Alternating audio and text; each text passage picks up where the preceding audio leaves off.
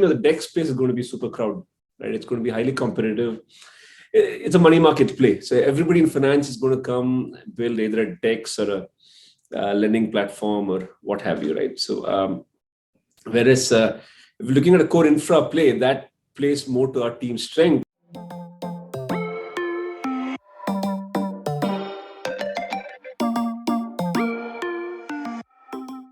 It's an evolutionary path all of us have tread from Web 1, Web 2 to now Web 3.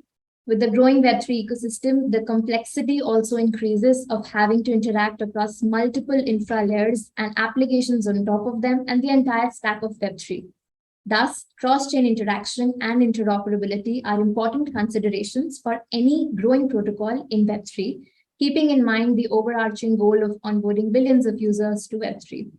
In this parlance, today we talk about router protocol. Router protocol is a cross-chain protocol enabling communication between blockchains, be it fund transfer, asset swaps, or enabling cross-chain applications. To discuss the venture, we have Ram with us today.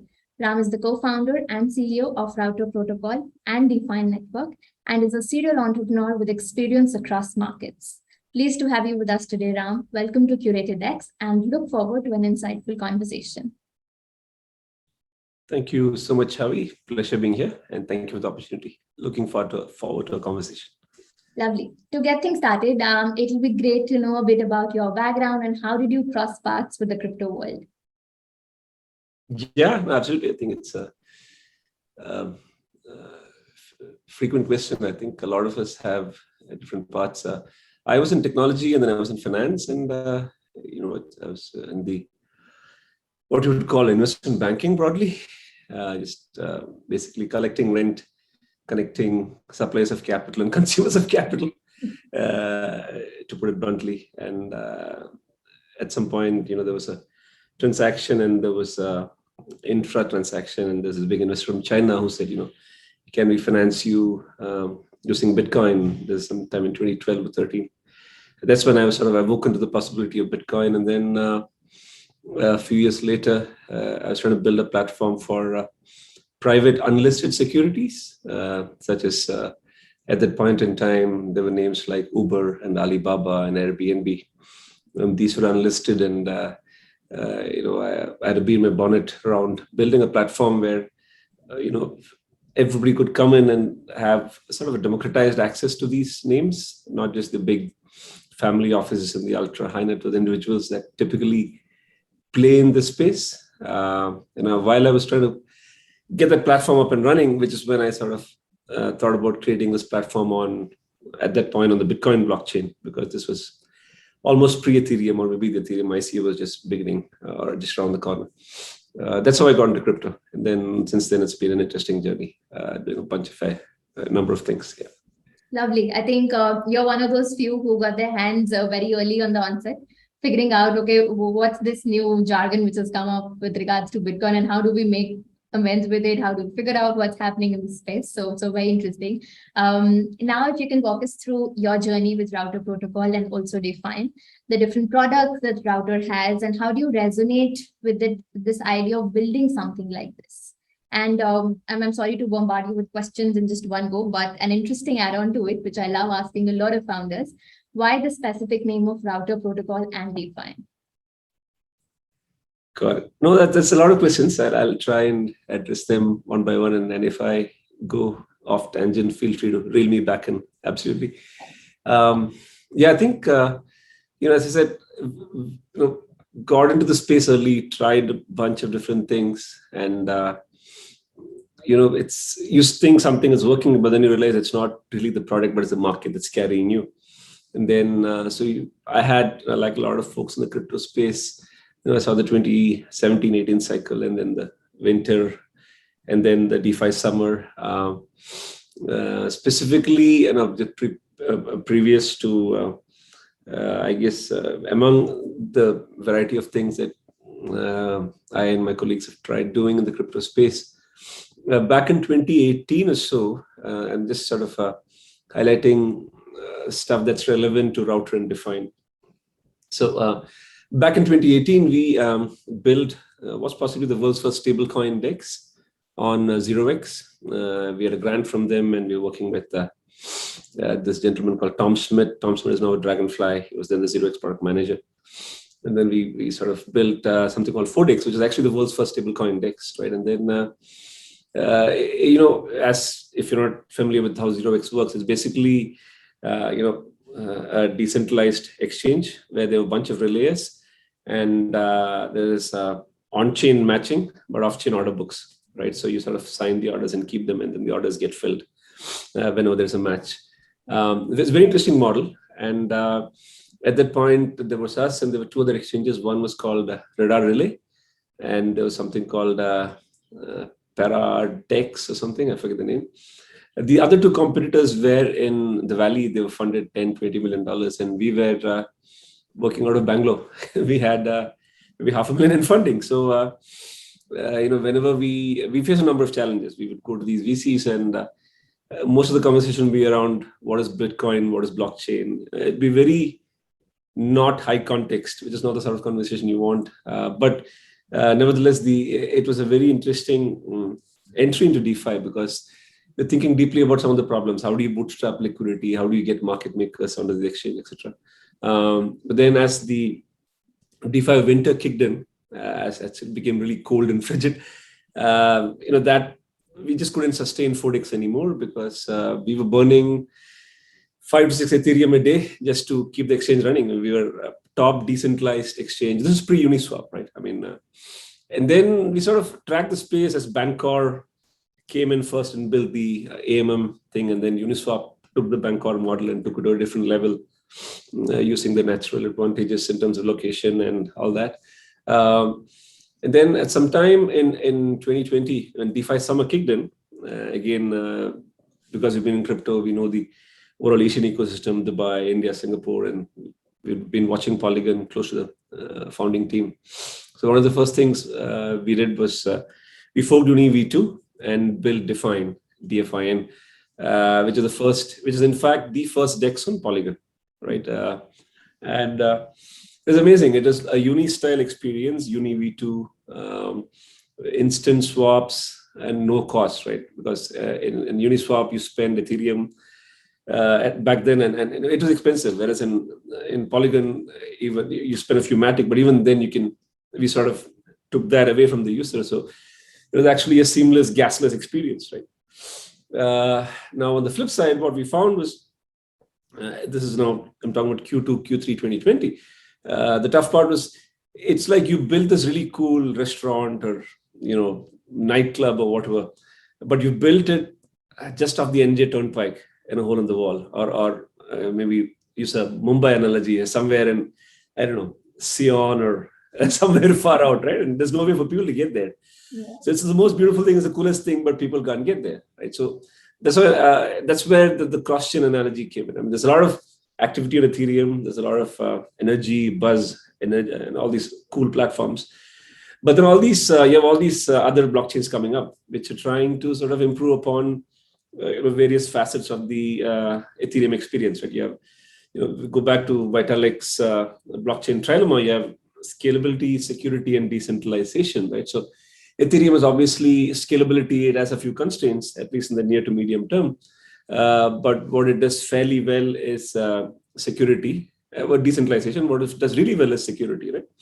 Now, Polygon takes a slightly different tack and says, let me sort of rely on Ethereum security, but let me solve for scalability, right? And so you have Polygon taking that approach. You have Avalanche, you have Solana, you have BSC. You have a profusion of blockchains, and the analogy is, now we've been talking about this analogy for a couple of years now. It's very popular. Everybody's talking about it. The cities analogy, right? So if you have every city, New York, London, Dubai, Mumbai, Delhi, Singapore, whatever, right? It has its own rhythm, buzz, it has its cultural attractions, tourism, restaurants. And you might, some prefer New York, some prefer San Francisco, some prefer Dubai, and some people, a lot of people in crypto like us prefer we sort of go around and, we're not really wedded to, we're not any maxis, we're not each maxis or Solana maxis. I mean, unfortunately, fortunately, I mean, we'd love to be a Solana maxi with a big back, I'm sure, but I mean, so, the reality therefore is you have a profusion of disparate ecosystems that need to talk to each other. And that's when the idea for router came about. And in fact, we were speaking with Sandeep of Polygon, then his idea was spot on, his analysis was spot on. He said, the DEX space is going to be super crowded, right? It's going to be highly competitive. It's a money market play. So everybody in finance is going to come build either a DEX or a lending platform or what have you, right? So whereas if you're looking at a core infra play, that plays more to our team's strength, which is, a bunch of hardcore engineers / hackers who are not necessarily ex-Wall Street. I mean, I had some Wall Street experience on the business side, not on the quantitative side. Right? So that's when you sort of take the skills that the team has and you see the market opportunity, defensibility. It seemed like building a cross-chain communication layer seemed like a very interesting proposition, right? So in parallel, we started building out router. And the name was it's sort of one of our early investors suggested the name, right? It makes a lot of sense. I mean, you're trying to, if you remember, if you sort of are familiar with the whole communications engineering jargon, routers are what are at the heart of the whole modern communication revolution. So that's why we sort of came upon the name and had this nice logo. And so that's the origin story for router, if you will, right? And then, so router started, and then it's a lot of core infra engineering. But around the same time, Polygon took off, and then DFyn also had a journey of its own. And even the Polygon team came back and said, "Listen, we have one DEX, which is pretty good, but we also want another DEX, maybe the sushi to the uni, right?" And then we had a DFyn IDO, and DFyn has its own. So right now, we have two full-fledged projects. DFyn is the AMM, and router is the cross-chain infra, and there are two teams building these out on a full-time basis. So that's where we are today. Wow, very fascinating story. I mean, I was completely engrossed and involved as to how you took me through the different phases as to what happened and how you figured out, okay, this is something which is really needed. And when we look at this segregated infra, which is coming up with across different blockchain layers, which are coming up, I think it becomes all the more important for somebody to get that communication layer that binds all of this entire ecosystem together as well. So just taking on from there, so there are certain key parameters which are important for the long-term success of any project and also act as your differentiating factors. Be it in general, be the founders, their experience, like you mentioned, your team, community, traction, timing, what the market scenario is, and so much more. So how does Router stand out and differentiate itself from any other such similar project? Fair enough. I think the whole bridging space is fascinating, right? I mean, people have figured out the analogy that I use is, you're probably too young to remember, but if you remember late 90s, early 2000s, if you had various operating systems, you had, if you worked in a startup or a tech environment, you would have your Windows for all end user users programming. On the backend servers, you would have a Sun Solaris server, which is from Sun Microsystems, which is and that'd be a server that would sort of be at the hub of a lot of operations. And then you would have, IBM version of it, which would be slightly different. And then you had various flavors of Linux. And then you had the Windows servers. And then you had the odd MacBook, etc. Right? Mostly on the front end. The creative types would have these really colorful blue or clam-shaped MacBooks or whatever. And one of the things that I remember is, even a simple thing like sending a Word document from a Mac to a Word was it's a huge rite of passage, right? It wouldn't open up, right? And then every app, everything from your front end to the server end, including your application servers, as they used to call them back then, to your front end apps, everything would be a separate install, separate debug to get it up and running. And that's analogous to what we have in the blockchain space right now. If you're an app developer, what you're solving for is you maybe 25% of your time is solving for the end user experience, but 75% of your time is solving for the intricacies of your favorite blockchain. And you're also doing blockchain shopping. Blockchain will come into, what, come build on us, we'll give you 50K grant. Somebody else comes and does, what, let's give you 75K grant for something. And so it's a slightly suboptimal. Ultimately, you want to be focused on, ultimately what wins is customer experience, right? I mean, slightly tangential. Why does BSC win? People claim that BSC is centralized and yada, yada. But why does BSC win? Because people know what they're getting. I mean, they get degen yields, they get a smooth experience, right? That's all they want, right? I mean, so you need to go sort of try and address that ultimately people don't articulate it, but they want convenience, right? They might talk about decent, which is a sad reality, or it's what it is, as they say in this thing that I was watching called Quota Factory, yehi satya hai. I mean, this is the truth. I mean, whether you like it or not, I mean, without any emotion attached to it. So, if you look at it from a user experience perspective, blockchains are like that. In the Web 2 world, what happened? You had that sort of siloing of operating systems, if you will. But then AWS and Google Docs and everything came. And then from an end user perspective, it's seamless, right? Yeah. You get a Google Doc on your Pixel or your iPhone or your MacBook or your PC, the same, right? You don't need to worry about what the backend is and all that. The Google Doc works everywhere. AWS works everywhere, right? So that is a natural part of, I guess, any Web 1 or Web 2 or Web 3 or Web N or whatever it's going to be. The end user doesn't need to be bothered about the underlying complexity of the machine, right? I mean, it's like you get into a car, you drive, and there's a gear, and you don't need to sort of, I mean, there's minor tweaks, but nothing that's like, major involvement in terms of making you think. So how will that happen in the bridge space? I think what's going to happen is you're going to have projects like Router, and there is a bunch of other projects trying to address the space. They will sort of try and build these cross-chain communication layers, right? And separately, the blockchains themselves will integrate more cross-chain plugins and things that natively enable cross-chain communication, right? I think those are the two things you'll see going forward. I think we're still in the very, very early days of, cross-chain connectivity and communication, right? Because till a few months ago, it was all about cross-chain swaps. People are just worried about sending one token, a token from a chain to another chain, right?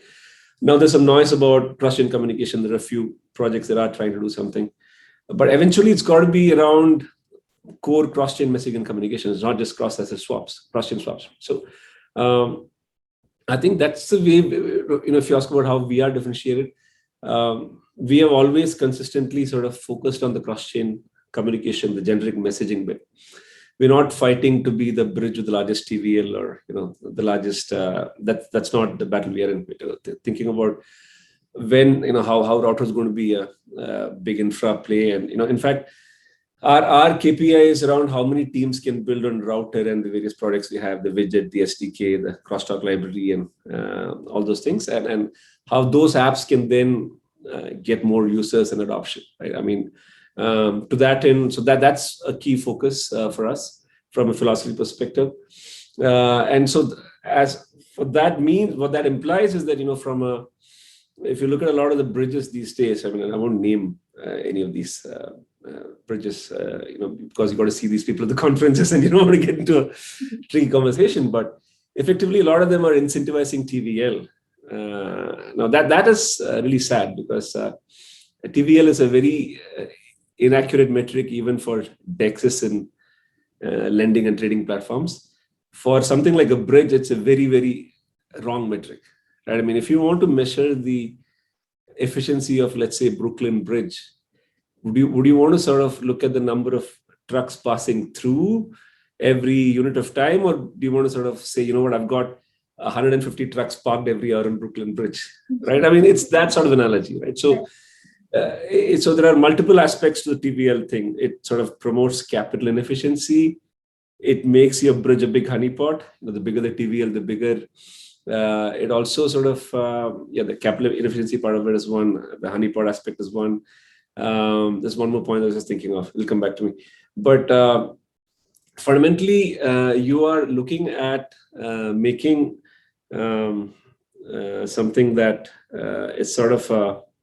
Sorry, I'm sort of lost track of. I was trying to get to the third point, and it sort of went off and trying to figure out what it was. It just slipped my mind. So yeah, capital efficiency is very big. Let's talk about capital efficiency, right? I mean, you look at emissions, right?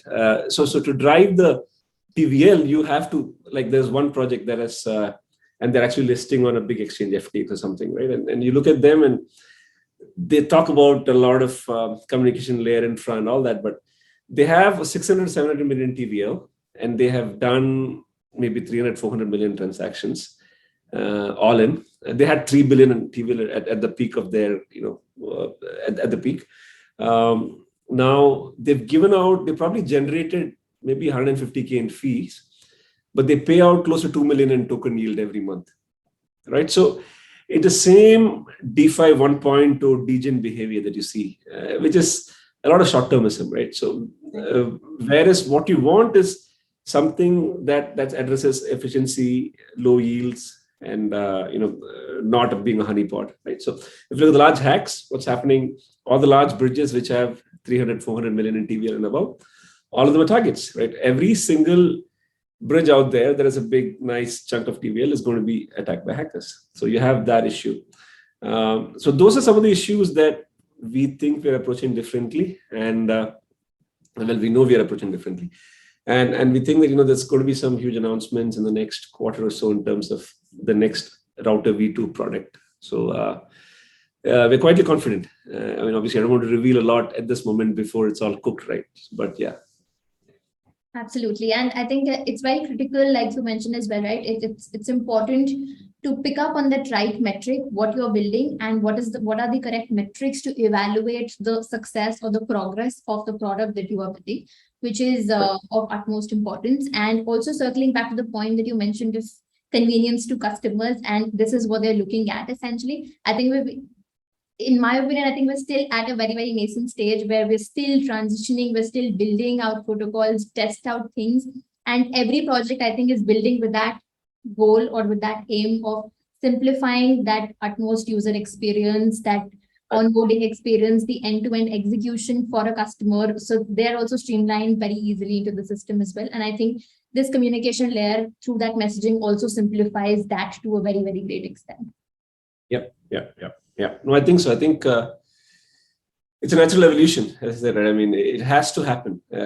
Otherwise, you can't have, it's not sustainable. You can sustain one bull market with 10 different blockchains and siloed, fragmented liquidity and user bases. But at the end of the day, you want a unified view and you just want to build great apps that customers love, irrespective of what the underlying blockchain is. Absolutely. And I'll pick up on another point that you mentioned that yes, the V2 and a lot of more interesting things coming our way from Router.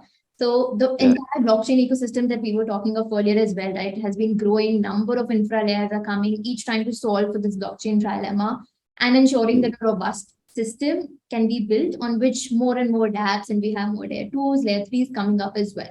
So I also see that you're on a mission to integrate every chain. So how does the roadmap for the project look like, and how are you focused on this part? No, that's a great question, right? I think at this moment, we can probably integrate any EVM chain out there, maybe 24 hours, 48 hours. I think that template is set. And even non-EVM chains, especially the Rust-based ones like, Terra and Near and etc. I think Reef, etc. We can integrate them maybe in a week or so. But at this point, we're sort of focusing on V2 primarily because it's such a paradigm shift from pretty much what anybody is doing. And at that point, it's going to be a completely different user experience. As an app developer, you'll be able to sort of seamlessly surf between chains just using router as the interface, right? So literally, it's like the transparency layer that sort of lets you go to any chain you want to as an app developer or as a user. So I think that's where our strategy is, sort of going one level away and sort of making it chain agnostic. Lovely. We really look forward to seeing a lot more exciting things coming our way from Router as well. Yeah, absolutely. And moving on from there, Ram. So another different side of things. So there are multiple stakeholders that you manage through the life of the project, right? And we do see that Router also has a number of them. So in your opinion, what is the importance of different stakeholders in growing the protocol, be it the team, community, your tech partners, even your investors? So what significance do you think they have in the continued success of the project? Yeah, the answer is almost cliched, but it's also worth repeating, right?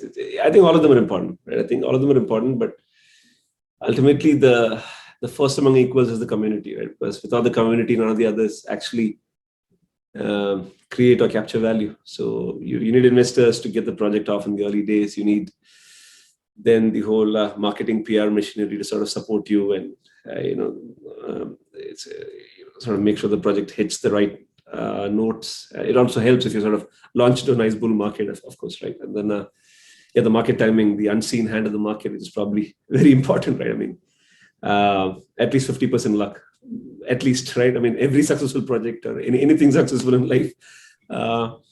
And then you need, the team is super important, right? I mean, the team has to be, I think the team, it's sort of, I've seen numerous projects that have sort of this, they sort of do well in the bull market, but they fall apart in the bear market for a multitude of reasons, right? It can be, and I'm not just talking about tech. Tech is obviously the core of it all, right? You need great engineers who sort of live, breathe, eat the stuff and not just want a 9 to 5 or whatever salary or the mercenary rather than missionary, right? That cliche. But beyond tech, you need good marketing, good PR, good operations, good treasury management, right? I mean, there are so many great teams that are very good in tech, but again, you would have seen in 2018 they did not manage the treasury well, and then they went bust. I've seen a number of teams right now struggling because the treasury was not managed properly. They've grown to 100, 200 people teams, and then suddenly they can't meet the burn. So they're going to either need to let go of people or, do drastic things. So it's like, how do you define a good dish, right? I mean, is it the vegetables or the meat or the salt? You need the whole thing to come together to make a nice pot of soup. Definitely. And all of these are definitely interwoven in any project. On the other side of things, like you mentioned, a lot of these projects doing well in the bull markets fall apart in the bear markets. But the number of projects are working so hard with good founders, good team, they're working hard and building in the bear market, and they outshine in the bull market and showcase, okay, the technology is there to stay. If you have that skill set, if you're working on a vision that that, yes, we're trying to solve for a problem or for something big, and it's definitely going to take you a long way as well. Yeah, absolutely. I mean, I think that's the good thing with Web3 and this cycle, right? I mean, at least in 2018, 19, it was still a fringe thing.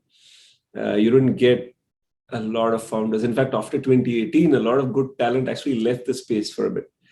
But I think now it's, especially in this part of Asia, India, Singapore, the sharpest guys are all coming into Web3 from Web2, right? And that's amazing. I mean, product management talent or coding talent or marketing talent. I mean, it's like how people flocked to Web2 way back in the 2003, 04. They went to Google, Facebook, and Netflix, and the FANG. I think that's happening now, right? And they are. A lot of them go to obviously the large guys, the exchanges and the large protocols, but a good number of them do their own thing or join teams like Router. So that's, you see a lot of building happening in Web3, and that's happening through the bear. I mean, there was a small blip, I think, not a small, a pretty big blip, but I guess for people who've been building for a while now, I mean, it's all par for the course. You just plow down, right? I mean, yeah, absolutely. So just like we were talking of bear and bull markets, markets have been topsy-turvy for past some time now, and crypto winter has impacted many protocols. So what is view on the current bear market scenario, and what are some positives and negatives that you take away from such market conditions? Look, I'm no expert. I mean, I've not really traded professionally except for but from what I read and the mosaic theory, as I said, my view is it's all interconnected. I mean, crypto, originally the thesis was it's going to be gold 2.0 Bitcoin, right? And then it's going to be an inflation hedge. But now that it's far more mainstream, it's basically a risk asset. When you have what they call the risk on trade, where people pile into speculative assets like crypto and Bitcoin, and the moment liquidity starts drying up, there's a flight to safety, and people start piling into US dollar and they sell everything else, right? So let's literally like crypto is like a beta on the market, right? I mean, it's an extra level of volatility on top of traditional market returns. So I think it's going to be like that. But as long as there's a secular sectoral rise, I think we should be okay. I also think the cycles are going to be far more compressed. It just, it was I think May last year, after this one Elon tweet, right? Just that was like the leading indicator of that particular cycle tanking. And then we were back at 67 last November. And then we're back at 20s now. And who's to say that, we won't be back at 67 by the end of the year? I mean, but I think a lot of the everything, the US Fed has an outsized influence on everything in the world, including cryptos, right? So I think a lot of it is going to be around how lenient or how,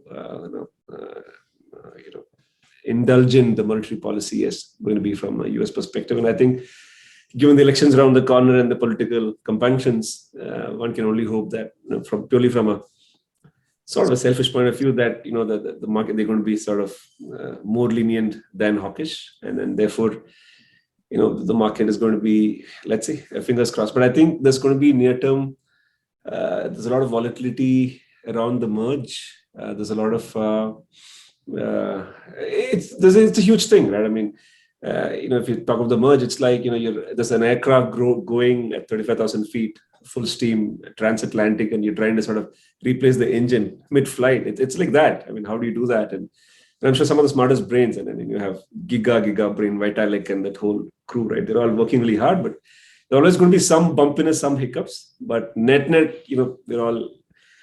everybody in the space is by definition they're in the space because they're super optimistic about the future. And I think if you look at like the smartest brains from the valley, right, Meta and Google and all these guys are getting into this. And like, in fact, there's a couple of Meta alum blockchains, like which one is it? Aptos and Sui, right? They both there's a ton of money. I don't know if they specifically these will do well, but I think overall, long term super bullish about the space. Definitely. I think all of us are being in this space. And like you said, it's all the more to do about a lot of impact is also coming from the global macros with regards to inflation, wars. I think a lot of things it's not just that these markets are being volatile. Yes, it's a discount market where the volatility and fluctuations will definitely be higher. But considering what's happening in and around us as well, I think that is definitely impacting how the markets have been reacting as well for quite some time now. Yeah. So talking about you now, Ram, as it is said, a founder is not just a visionary, but someone who passionately worked towards one goal with full heart and soul. And I'm sure your journey must have been nothing different. If you have to share one key learning as a founder from your Web3 journey, which one would it be and why? Oh my God, that's yeah. I guess the key is, you got to be, it sort of, again, goes back to Sandeep. He had a nice tweet the other day, and they're sort of reflecting on that. You need to sort of find the balance between not giving up and being practical, right? By that, what I mean is, look, I mean, sometimes the white space is a white space for a reason. I mean, nobody wants to go there, right? I mean, sometimes you spend 5-6 years, you think the numbers, everything makes sense, but the market is not taking up. It might be because there's no market for it, or maybe there's something wrong with your product or your approach or whatever, right? But at the same time, I mean, don't give up on the fire or the passion that sort of, got you into that line of thinking in the first place, but be flexible, right? I mean, I remember in the bear market, we would do consulting, we would do, trading bots for clients, and we managed accounts, and we've done a bunch of things, right? And even now I know there's a lot of teams that are sort of down in treasury, they're doing audits, right? So you have to be creative, and then there's a lot of opportunity if you're flexible, right? And if you have an entrepreneurial DNA, you'll figure out a way to keep the lights on. And right now, there's a ton of capital that has been raised, right? If you look at the number of funds that are out there, right? So, okay, if your current project is not working, right? Okay, go back, repackage, go to just refresh, rebuild, and go back with a new pitch, right? I mean, in Web 2, especially in the Indian ecosystem, right? It's some of the sharpest people out there, but it's very boilerplate. You can only get funded if you go to some of the big schools, if like the IITs, IIMs, and you go to one of the Flipkarts, or you Google from the Valley. It's only then that you get funded. And small town guys with a vision don't get funded. Web3 is beautiful that way.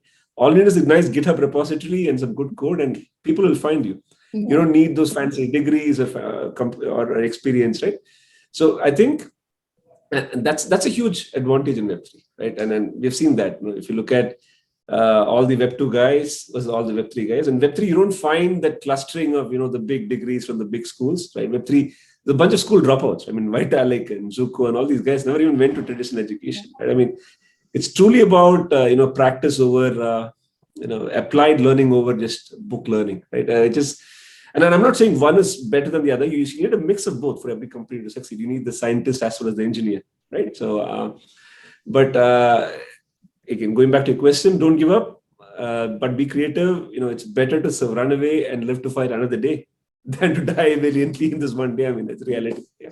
Lovely, lovely. And like you said, right, I think this is actual proof of work coming into play where you see what people are doing. You see, okay, yeah, this is what they've built, and that's their credibility essentially that you're building. Everybody is new to the space, everybody is building, starting off fresh.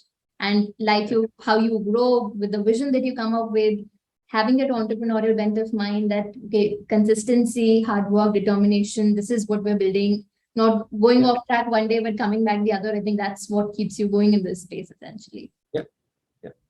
Also, Ram, there's some great work happening in this space, be it your digital identity, custody solutions, DeFi, gaming, metaverse, and so much more.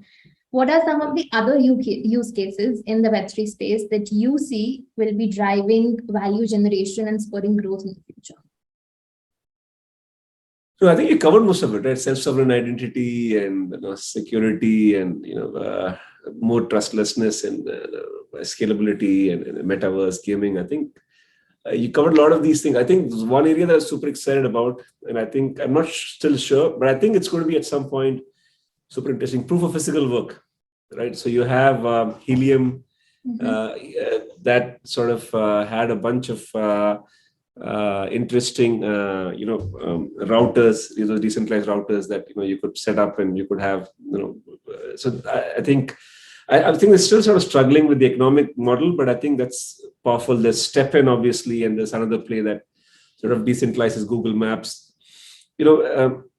I think there's a ton of applications that are waiting to be explored there, right? When you talk about the true opportunity of Web3, right? It's about truly taking giving the creators the power to change their lives, right? And creators are not just geeks sitting in front of a computer and coding away. They could be your delivery boy, they could be Uber drivers, they could be, anybody, right? So, and at some point, you're going to have a lot of proof of physical work, place. And I think it needs a nice bull market. It needs a couple of outlandish visions, as polarizing as Adam Newman is, you need somebody like that, or in that line of thinking, who will come in and, come with a completely grand vision and,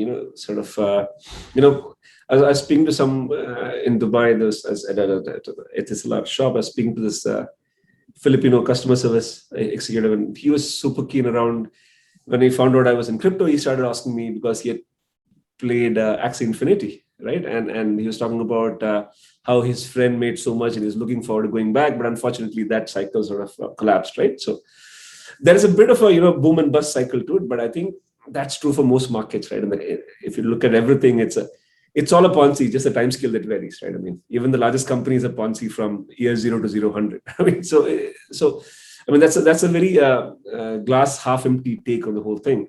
But the positive, optimistic spin is, there are a ton of use cases that are waiting to be unearthed, especially in proof of physical work, which I think we're only scratching the surface of these. And I think in the next 4 or 5 years, especially with improvements in bandwidth and AR, VR technology and the metaverse and all that, and there's going to be a ton of interesting place in that space, right? I mean, just think, right? I mean, you have your gyms, right? And sort of somehow you figure out a way to sort of connect your treadmill to your power generation thingy, right? So you go, you're incentivized to exercise, your health improves, therefore your insurance payment decreases and your utility bill decreases, right? There's so many different things, right? Or you clean stuff, and in back in India, you have this Swachh Bharat mission, right? And how do you incentivize somebody to pick up garbage from the street and put it, right? How do you so there's clever ways to marry social utility and individual economic motivations.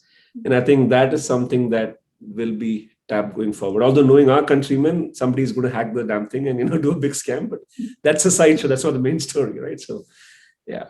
Absolutely. And I think Stephen also came up with a similar model where they incentivize you to get out, run, walk, and do things. And how a lot of these things are being integrated as well. I mean, within the metaverse, you're integrating NFTs, gaming. There's so much happening and there's so much yet to be explored that it's going to be fascinating to see how we bring out our data, just completely transform our day-to-day lives and understand the nitty-gritties of things, that how are we driving utility in everything that we're doing.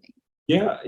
I think the worst case scenario, the very conservative scenario is none of these work, but all of these are great ideas for like a step in would be a great idea for Nike to implement. Absolutely. Right? Nike in conjunction with like Fitness First from the gym chain, right? I mean, they could do so many things in a semi-decentralized fashion and they would find a huge market for it, which is adding value to society, right? So I think you could have a ton of people getting cheap, free gym access, right? And then also getting the health and everybody wins, right? So even if the proof of physical work thing doesn't take off the way we want to in terms of total decentralization, it's going to create a lot of interesting ideas and use cases of traditional giants in the consumer-facing industries to sort of run with and do some good stuff. Right. There's a lot to be explored and seen how things pan out. Yeah. Before I leave you, Ram, one last bit, which we briefly spoke of as well. So the much awaited and hyped ETH merge, or ETH 2.0 as we call it, is getting to speed now. So how do you envision the Web3 ecosystem taking shape after this? Or what are some things that you think will change for the good? Yeah, I think once the ETH merge, if the ETH merge goes off well, it's going to be awesome, right? Because that will be the signal for the next bull market. And that's going to sort of, and you need a bull market for the next set of fresh ideas to sort of get their initial blast to sort of get into escape velocity. So I think from that perspective, it's going to be awesome. And also, it's going to be coming of age for the whole crypto space, right? I mean, you had this protocol called Ethereum that was launched less than a decade ago. And it has come and initially it was very slow. It's not reliable. There's a lot of this ETH versus Ethereum Classic Fork, etc. Now it's sort of become a teenager. It's sort of flowering and growing and doing its thing. So I think from a sort of feel good perspective, it's going to be very, very from a sentiment perspective, it's going to be very interesting for developers, for early investors, etc. that have been accumulating Ethereum for a long time, right? And then that's going to sort of, if Ethereum goes up, if the merge goes off, it's going to be great for the whole space. But I think there's going to be some bumpiness. It's never going to be smooth, right? You have people that want to fork and keep the original chains, and there's a sizable mining community that still wants to do that. So you are going to have, but as we saw in Ethereum and Ethereum Classic, right? I mean, ultimately, the core Ethereum community, it has the ultimate momentum in terms of developer activity and the general support adoption, etc. So I think it's going to be long term, we're going to be okay. Medium term, also possibly okay. Short term, there's going to be some bumpiness. Yeah. Definitely, and I think it is that kind of a transition which has been happening. We've been waiting for it for a very, very long time. And definitely, like you said, right, I think I'm of the same opinion that yes, it will come with some bumpiness because it's a big change that they're doing with. And like you mentioned, right, a moving aircraft in the air trying to change their wheels. It is definitely a big move which is happening. A lot of people have been skeptical with the move as well, whether they should definitely do it or not do it, just skip the idea altogether. But I think somebody needs to try it out, right? And no other blockchain better than Ethereum trying to do this. If it goes well, I think it's going to be a big, big boom for the entire crypto market to see how well we're getting accustomed to the technology, how we're changing things, and how we're moving ahead with it. Yeah. Agree. 100%. Absolutely. On that note, Ram, thank you so much for speaking with us today. It was a pleasure having you and talk to you on the project. And there's some fantastic work that you and your team are doing, powering the future of Web3 with cross-chain infrastructure. We wish you all the success in scaling the business to greater heights. Thank you once again for being a part of CuratedX and sharing these key insights with us. Thank you so much, Chavi. Pleasure speaking with you. And thank you for having me on your show.